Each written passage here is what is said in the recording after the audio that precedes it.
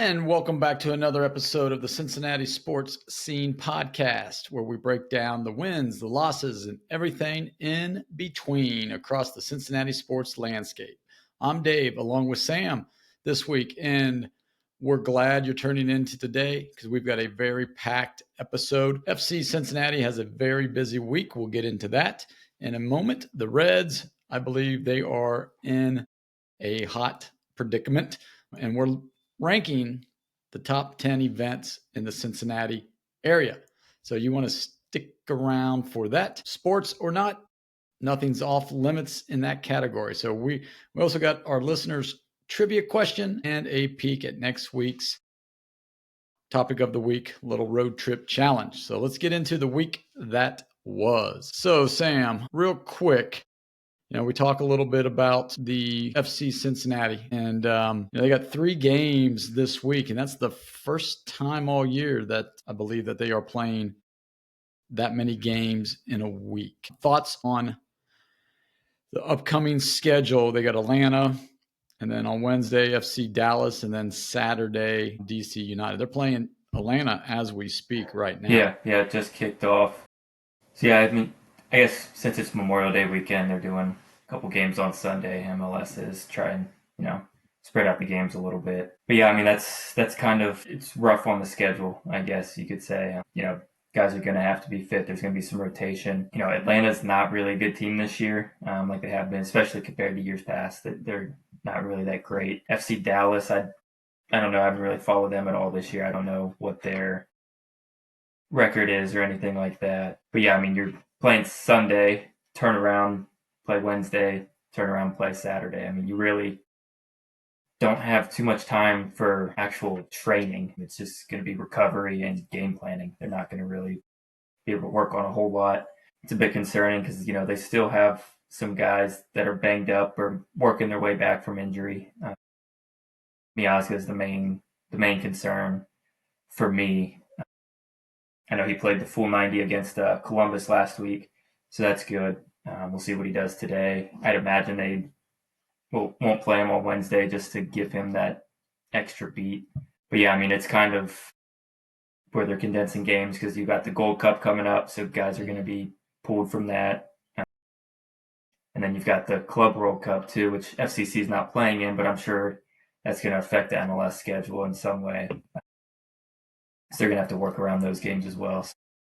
So yeah, the next month or so is going to be, games are going to be more compact than they are. I think, if I'm not mistaken, it's like they only played 3 times in the month of, let me see. I thought it was like between now and, let me just pull up their soccer schedule here. Yeah, the month of June so they play 31st is their last game. So DC United would be their last game until June 14th. So like you said, wow.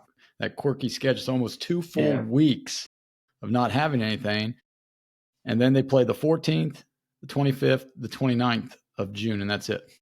It's only 3 in June. So yeah, I don't know what that break would be. I guess the Gold Cup would be at that time. Okay. So I think the Club World Cup is in July.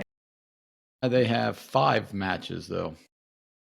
But they're not playing in the Club World Cup, so I guess, there's only 2 or 3 MLS teams that are. So. July and August, it says on their schedule here, is the Leaders or Leagues Cup, whatever that. Oh, yeah, the Leagues Cup. Yeah, with Mexico. So that's so I guess July they're still and doing August. That. Yeah.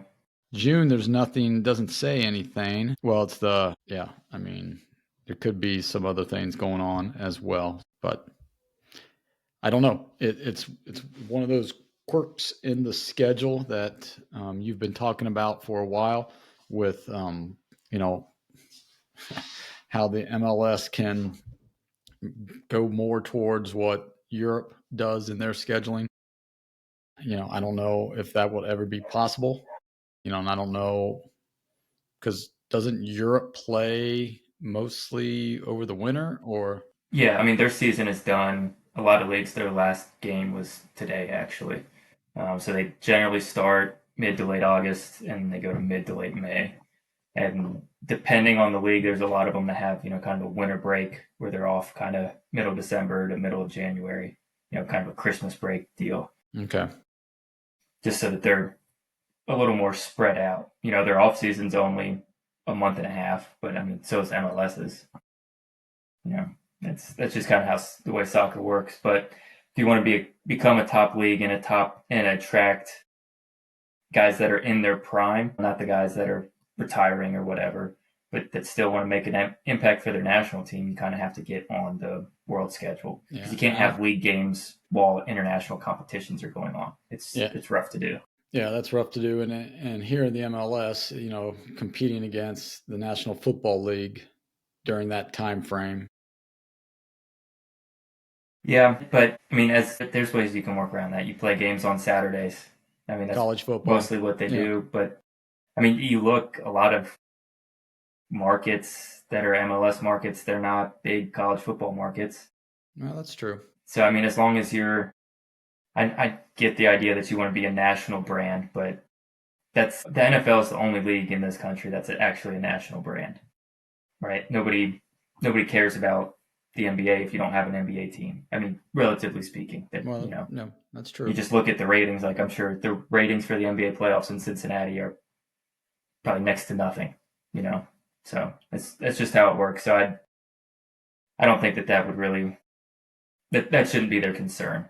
That shouldn't be what's stopping them from going to that. But playing games in Minnesota in December probably isn't fun either. So I guess I see the counter argument to that point. Yeah, that would not be good. So let's take a look at our Reds.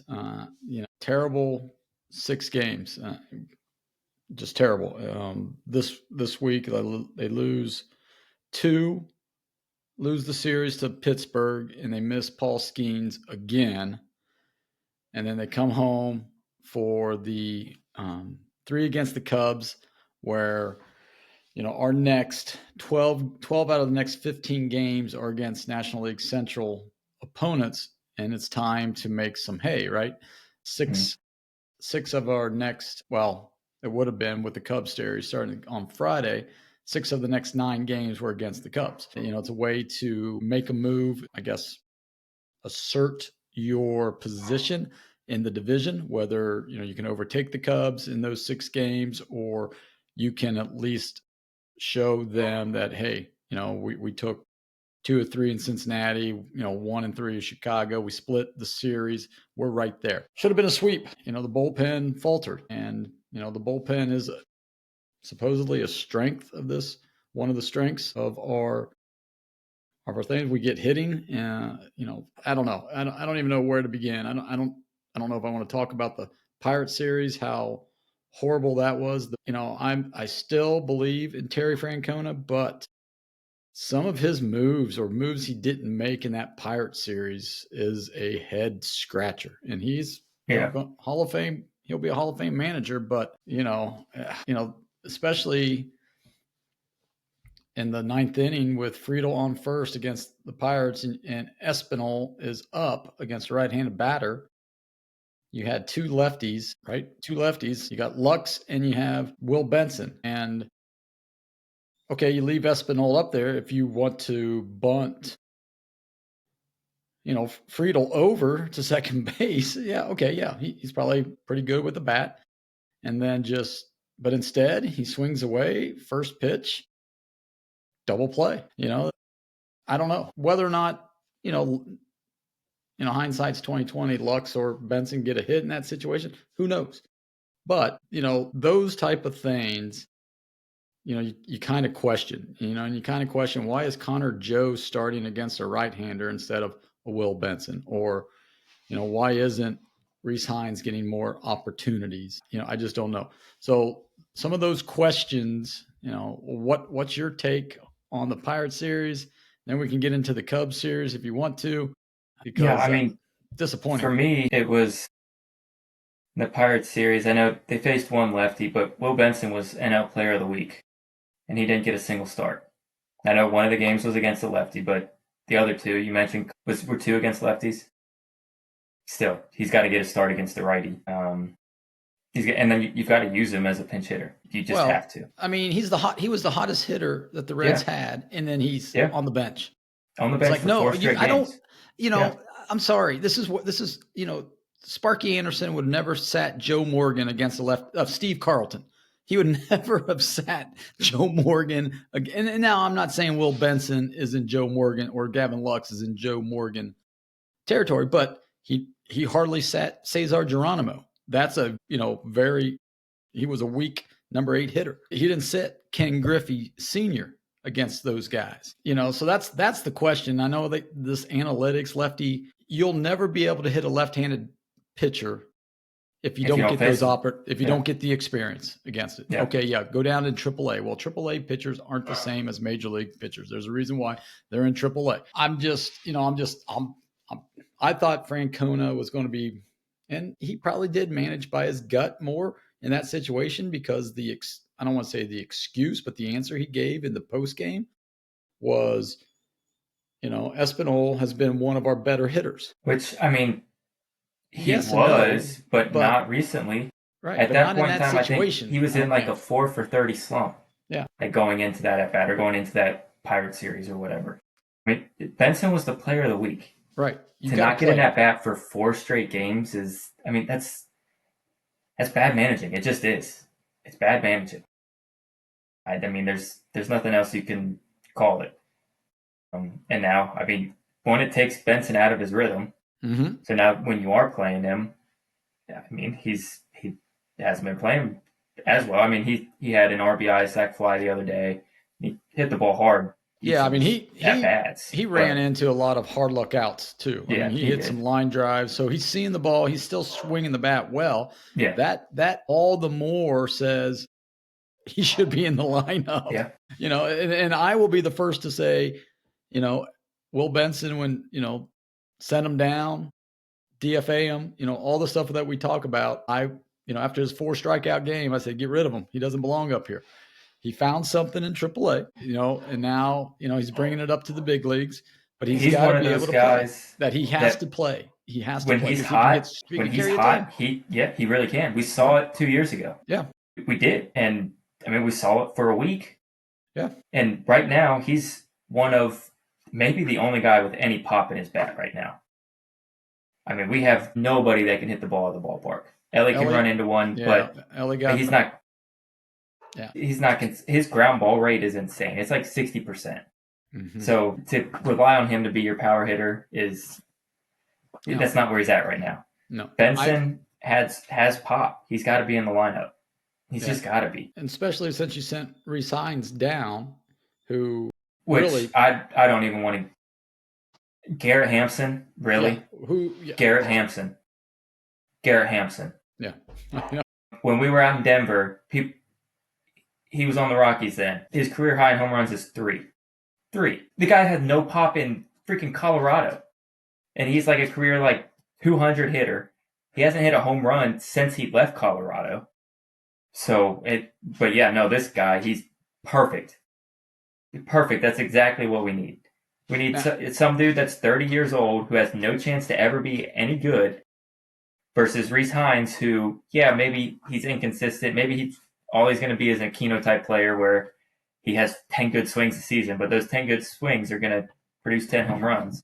Mm-hmm. It's 10 more than Garrett Hampson's going to ever hit for you. Yeah, well, and he made a couple of nice plays in the outfield for us. He's an athlete. He's an athlete. But he'll steal bases. You can pinch run him. He can play good defense for you. Mm-hmm. And he's got pop, which you need. I don't care if he strikes out 3 times. Because that one time, if he connects, he can change the game. And then he can get on a tear like he did last year. Exactly. Where he has 6 home runs in a week. Exactly. Yeah. I guess, the other thing that just, is mind boggling, when you said, it's like Spencer Steer yesterday went 3 for 4, I believe. A couple of, hits, a couple of RBIs, and he's out of the lineup today. And I'm like, okay. And they got Connor Joe playing first base. And I'm like, but why? Why? I mean, that's why they brought Connor Joe in so that he could be a utility player.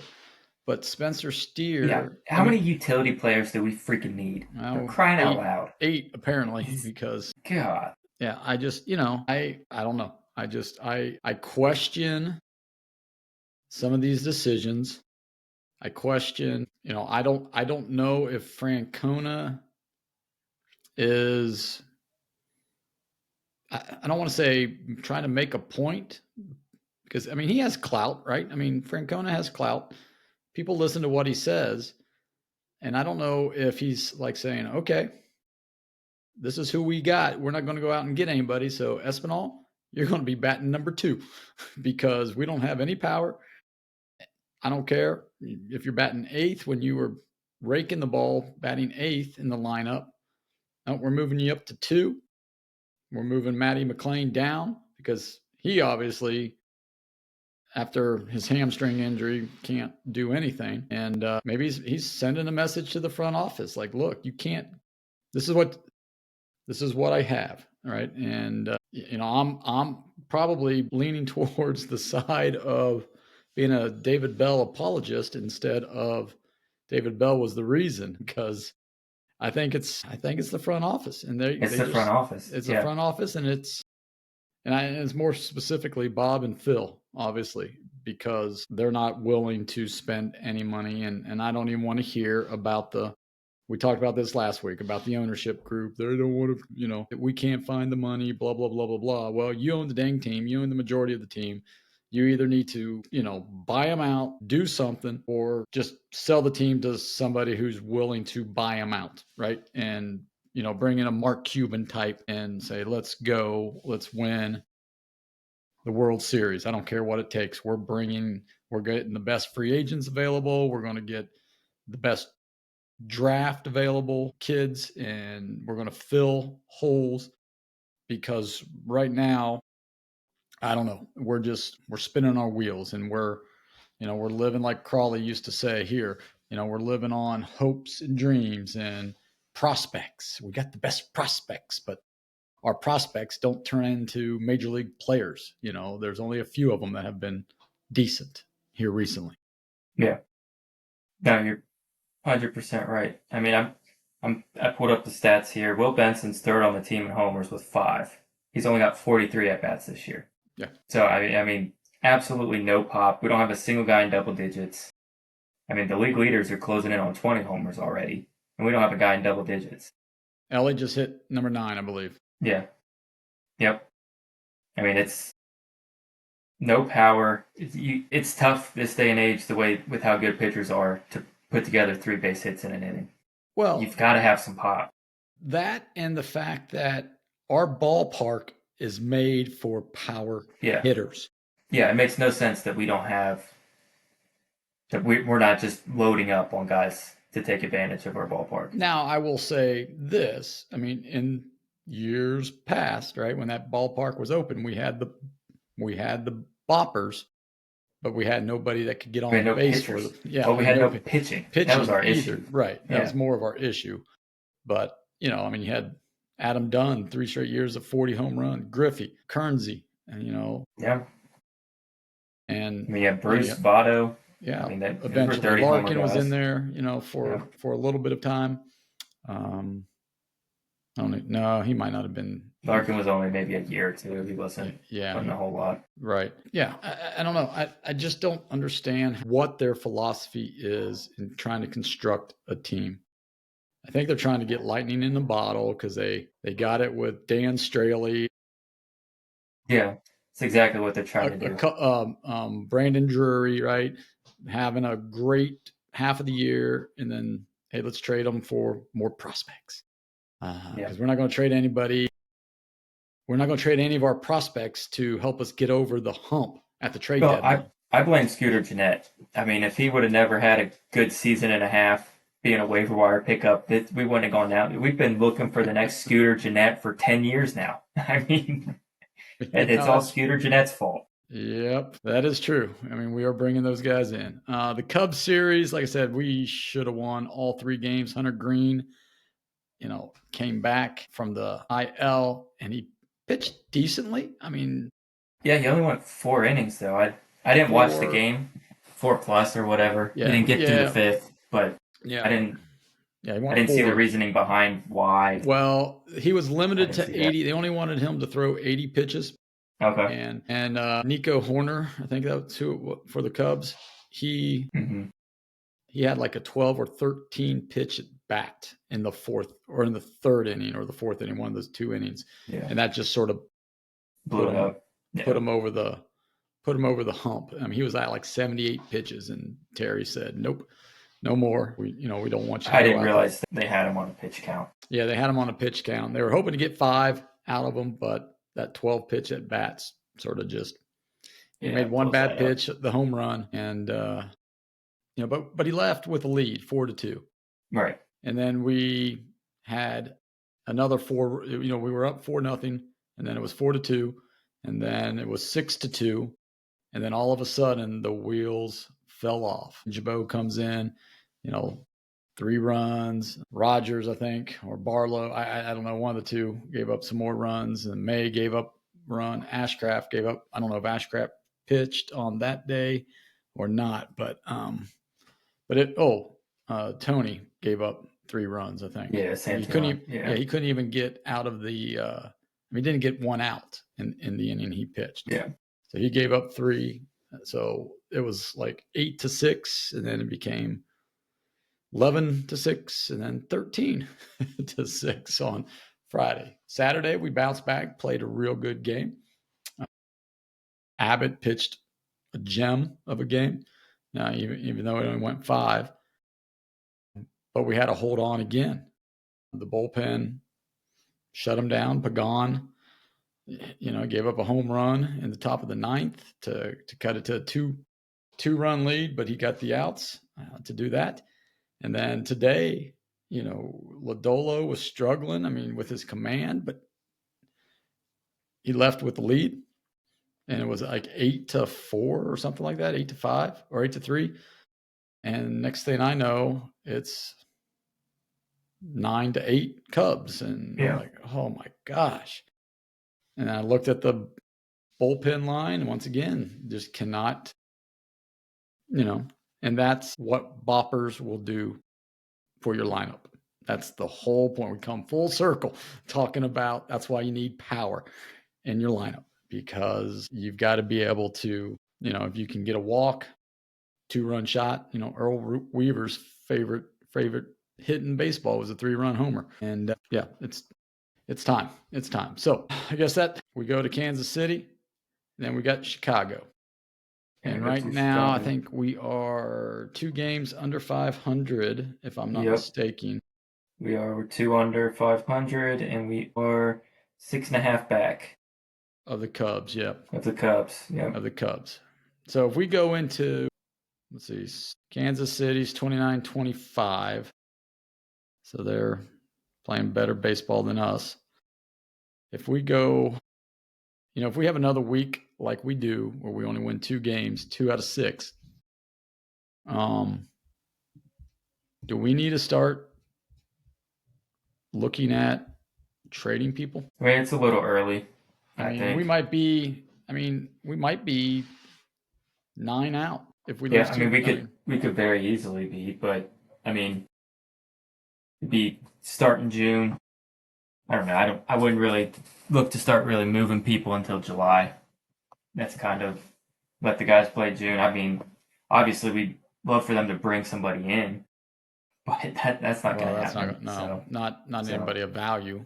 Right, exactly. Yeah, they'll sign some waiver wire guy, Garrett Hampson's twin brother or whatever. So he somehow has less pop than he does. But the thing that I think, the person that you can move right now or in July could be Nick Martinez, just because 1 of that contract, 2, he's pitching well. He can give a contender either a starter or that middle relief type of thing.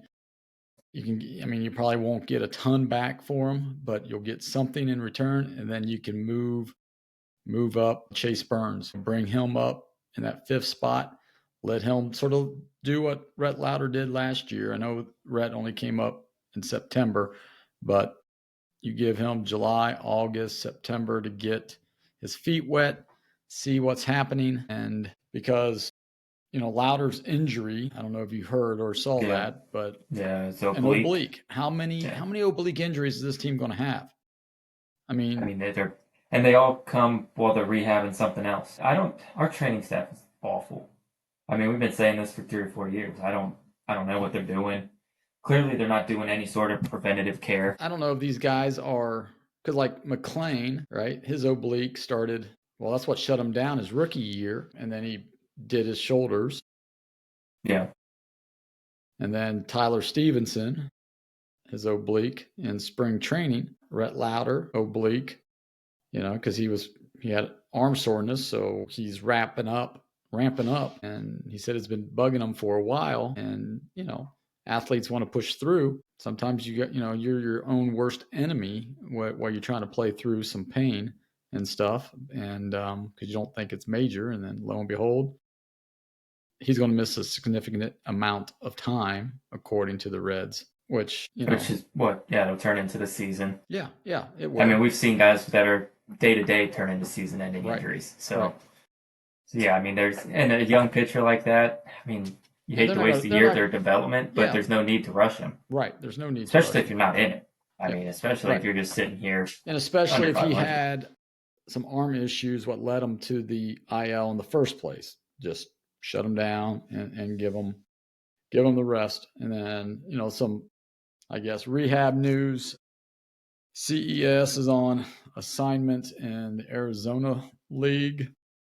Did not have very good first 2 games, or struck out, I think, every time. I'm not 100% sure on that, but I think he struck out every time. But he only batted like twice in each game, so I think he was over 4 with 4 Ks. Yeah. Malario is starting to do baseball activities. Why? Because then Francona can put him in at third base instead of Espinal. I guess I don't know. If you're the Castellinis and you're penny pinchers, end of season, so insurance pays his money. Like, why do you want to save that money? Why wouldn't you save it? If you're gonna be cheap, at least be cheap correctly. Crying out loud. All right, let's be done talking about the Reds here. Let's look at the pitcher of the week, hitter of the week, and a player that we think should be designated for assignment or sent back to AAA. Let's see. Let's pull these stats back up here. I know who I'm going with. I've got my pitcher of the week. I'm going with Abbott. I just think You want Abbott? He pitched really well. There's a couple of pitchers that pitched really well and should have got the win, but they didn't because our bullpen did not allow it. Yeah, Abbott had 2 starts, 1 earned across the 2 starts. I'll give it to Abbott. He had 2 wins also, so Abbott's a good choice there. Yep. Let's see here. So now we're going on to our hitter of the week. I like Austin Hayes. I just think he came back. When did he come back? He came back. Was it the Cubs series? He had 8 hits. 8 hits this week. Or I guess technically it's his last 7 days. Yeah. Yeah, it'll be this week. Yeah, he hit 320 this week. I don't think anybody 4 else. 4 RBIs. Steer hit 421. Steer did. Yeah, he started. But they were kind of. He only had 2 RBIs, so they're kind of empty hits. Not necessarily his fault if nobody else can get on base. Right. Yeah, I'll go with Steer just because he's starting to warm up. I think he might finally actually be healthy. Yeah, he might. It's another one that's been starting to find his groove. So hopefully true. he can keep it up. But yeah, you look. We'll get into it, I guess. DFA, but I'm looking at 2 guys right now who did not have a good week. Who are you going with? I'm going with Stevenson only because I went with McLean last week. I'm going to switch it up. Stevenson hit $150 this week, 10 strikeouts. He's not seeing the ball well at all. He's not been good. No, and really this is probably, I was listening to Brantley. I guess he was doing the Pirates game, and he made it was the Cubs game, and I was listening to him. And he made the comment of, talking about, Tyler Stevenson's stuff last year. Like, wouldn't you like to have that back? And everybody would be like, yeah, we do. Well, the only way you can get that back is if you got to play him, because he's right now probably just the third week of spring training games, right, for him. Yeah. I mean, you're really, right.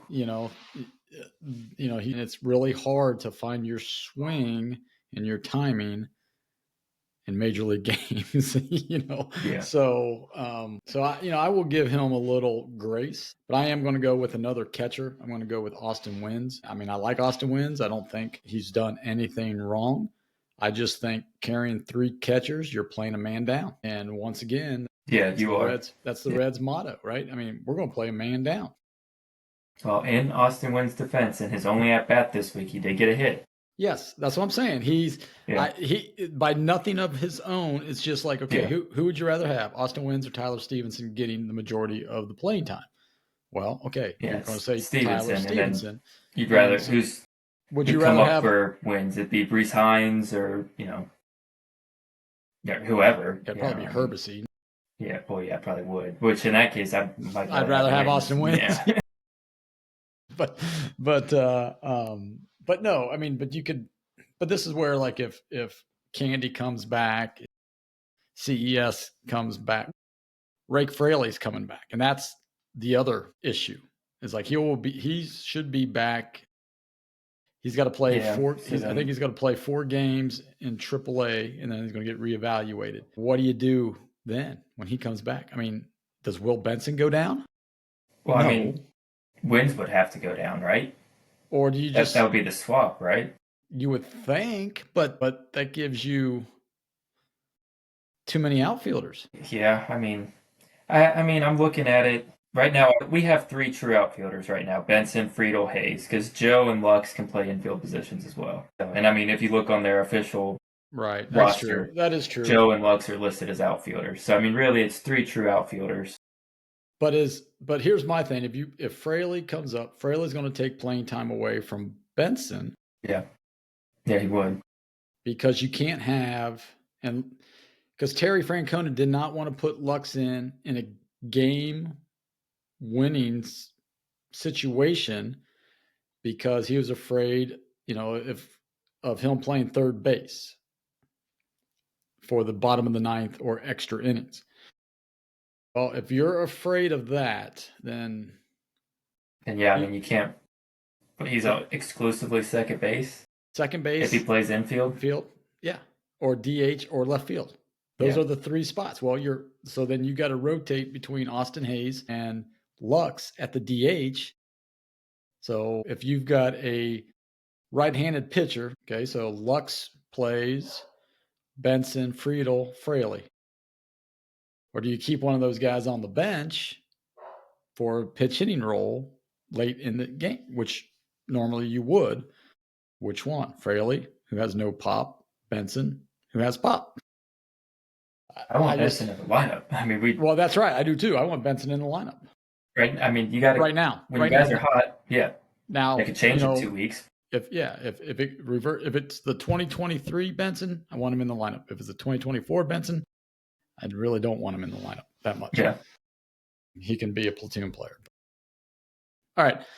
Yeah. So there you have it. There's our pitcher, hitter, and player who can be designated for an assignment or sent down to AAA.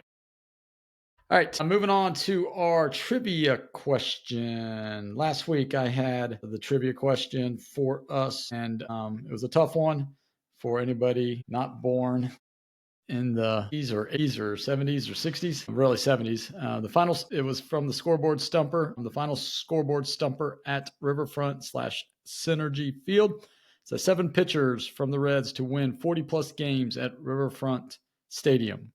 Can you name them? And you named 2, I believe. I got 2, yeah. You said Jose Rijo at 49, and Tom Browning actually leads it with 63. So the others are Jack Billingham at 43, Gary Nolan at 46, Jose Rijo at 49, Don Gullett at 51, Mario Soto at 52. I should have got him. And Freddie Norman at 52. And then Tom Browning leads the way, like I said, at 63. Yeah. So those are those 7 pitchers to win 40-plus games at Riverfront/Synergy Field.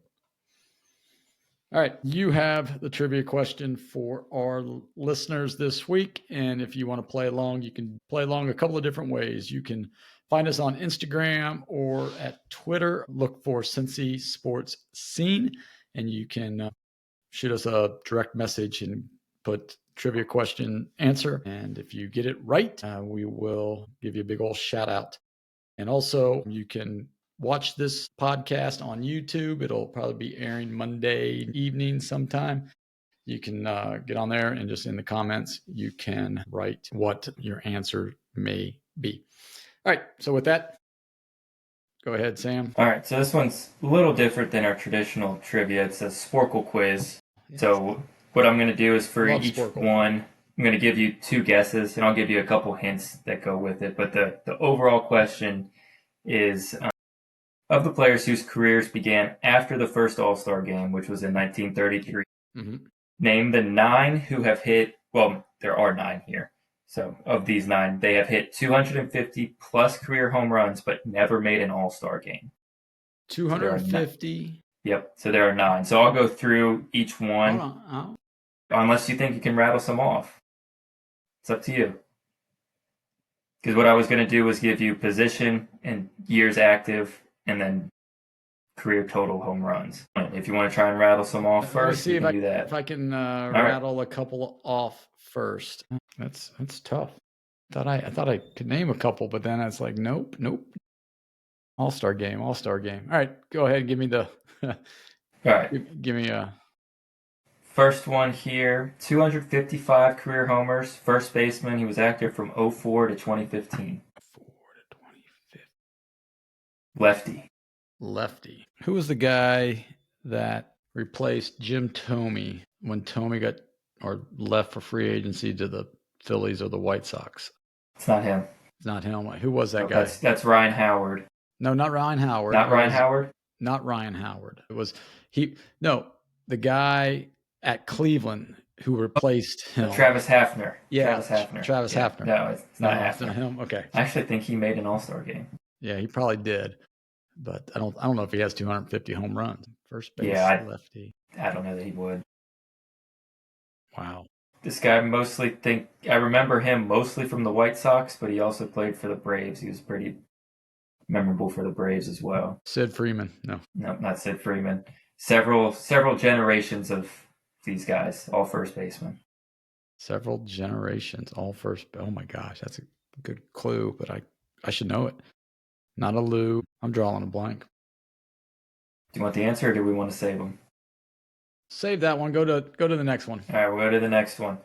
260 career homers. Third baseman, active from 1998 to 2014. 1998 to 2014. He's more known with the A's, and he's more known for his glove, I would say. Not Matt Chapman. Way before Matt Chapman. He was on those A's teams that were good. Not Carney Lansford. I know who he is. It's I see him. I can't remember what. Give me his initial. EC. Yeah, Eric Chavez. Yep, there you go. Yep. What about the Brocious? Scott Brocious. Was he? Not Brocious. Nope. No. I was going to say, is he on there? He's not on there. No. Nope. This next guy, 284 career homers, first baseman, 91 to 04, Cubs, Dodgers, broadcaster. Is that Eric Karros? Eric Karros. Next guy, 255 career homers. That just has him listed as outfield, 79 to 95. How many home runs? 255. This guy's probably the most famous guy on this list just because of one moment. What was the years again? 795. I know him mostly as a Dodger. I don't know of any other teams other than that. Kurt Gibson. Yep. Tigers. Yeah. Tigers. Yeah. Okay. I actually met him. Did you? Yeah. Next guy, 298 career homers, first baseman, third baseman, active from 2007 to 2019. basically right-handed Adam Dunn is how I remember him. What position? First base and third base. Handed Adam Dunn. See, I was thinking of Dan Ugla, but I think he made. He made some All-Stars, yeah. Yeah, he was second baseman. Yeah, he was second baseman. This guy played for Nationals, Rockies, and then it's probably his main two teams, but he played for a couple others as well. Nationals and Rockies. First base and third base. Not Bichette. Nope. No, he made. No, he would have been way before this guy. Yeah, I don't know. Well, so next guy, 265 career homers, outfielder from 1992 to 2011. 2000. That's where I'd be. But they're all. I mean, yeah, it's tough because they're not all-stars, you know. Right? Yeah, because I'm thinking somebody like Andrew Jones was an all-star. All-star, exactly. Yeah. Johnny Damon was all-stars. I know that's not the time frame, but what teams? That I remember him with the Royals. Outfielder with the. I also played for the A's and maybe the Rockies as well. Yeah, I don't know. Next guy, 292 career homers, outfielder from 2000 to 2011. Is that Adam Dunn? It's not Adam Dunn, no. It's not Adam Dunn. Is he? He was an all-star, right? He was an all-star, yeah. Yeah, I'm just drawing blanks. My mind's not. All right. Next one, he's got the most homers on this list. 299, outfielder, 1992 to 2006. Angels, right fielder. 2006? Yeah. World Series hero. Jeez, yeah. He's a fish. He's a fish. Not trout, is it? It's not trout. It's the other fish that they had. I don't know. Bass. No. Yeah, these are tough. I mean, these are Shark? tough. I don't know. They swim upstream, swim upstream. Salmon? Tim Salmon. Yeah, Tim Salmon. There you go. Right, there we go, Tim Salmon. You got a couple of them. I got a couple, but man, that was tough. Yeah.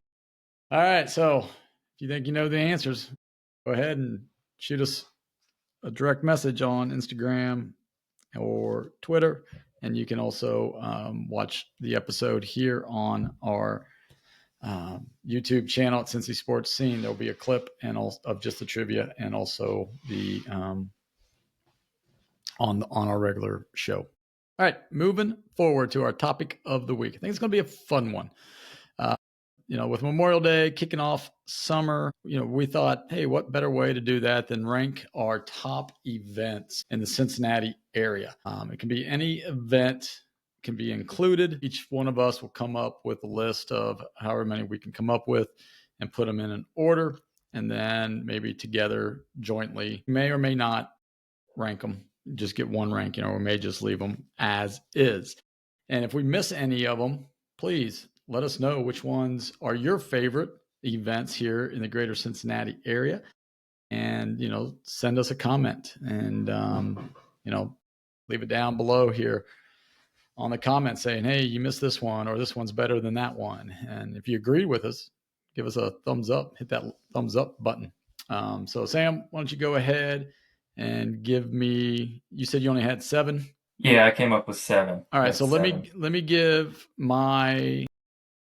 I'll go 1, 2, 3. I'll do my 10, 9, and 8 first. Okay. Sounds good. So my 10th event here, greatest event in Cincinnati area. We go across the river to northern Kentucky and Get a Fest.